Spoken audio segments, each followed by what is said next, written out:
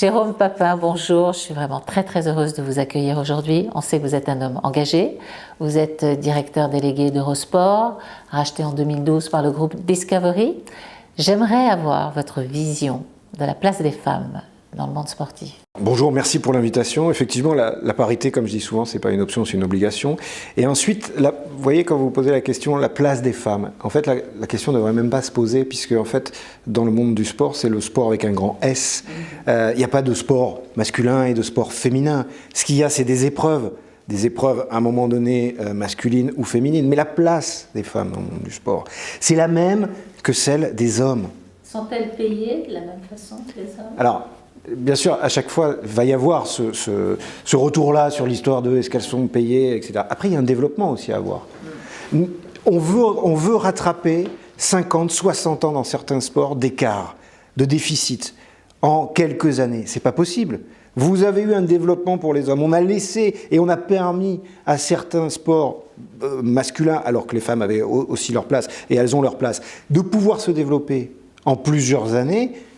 Laissons-leur le temps d'avancer. Je pense notamment au football féminin et le travail, entre guillemets, remarquable que font certains clubs. Je pense à Montpellier avec le regretté Louis Nicolin ou encore à Jean-Michel Aulas du côté de Lyon, qui est en train d'être la locomotive. Mais vous savez, un train, pour qu'il avance vite, il faut une locomotive et des wagons. Si vous aviez le pouvoir d'influer sur la promotion des femmes, que feriez-vous ? D'abord, je ne crois pas qu'il y ait une recette magique.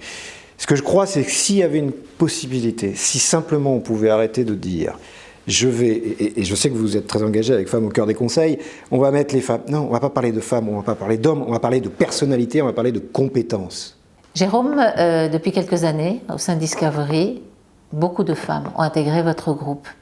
Qu'est-ce que ça a apporté ? Dans le domaine du sport, on va mettre femmes pour commenter des événements, pour faire des interviews, pour présenter, pas faire une chronique pour cocher la case.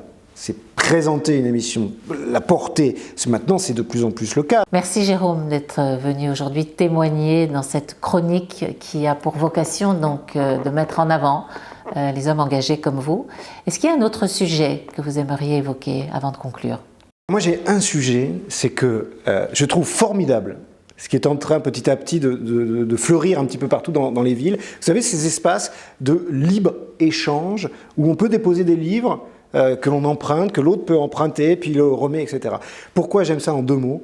Tout simplement parce que je trouve qu'à l'ère, et il faut vivre avec son temps, de la communication à l'extrême, les réseaux sociaux, etc., la facilité, finalement, l'instantanéité est en train de faire reculer le principe même de l'humain, c'est l'échange.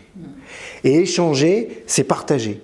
Et vous voyez, on parlait là de la place des femmes, et moi je vous ai dit non, c'est la place des compétences et des personnalités. Eh bien, mais pour pouvoir faire cette place encore plus grande, encore plus forte, il faut impérativement garder cet échange humain. Jérôme, c'était vraiment sympathique de trouver un moment dans votre agenda pour venir aujourd'hui témoigner. Et j'ai envie de vous dire qu'on a tous envie d'avoir un ami comme vous.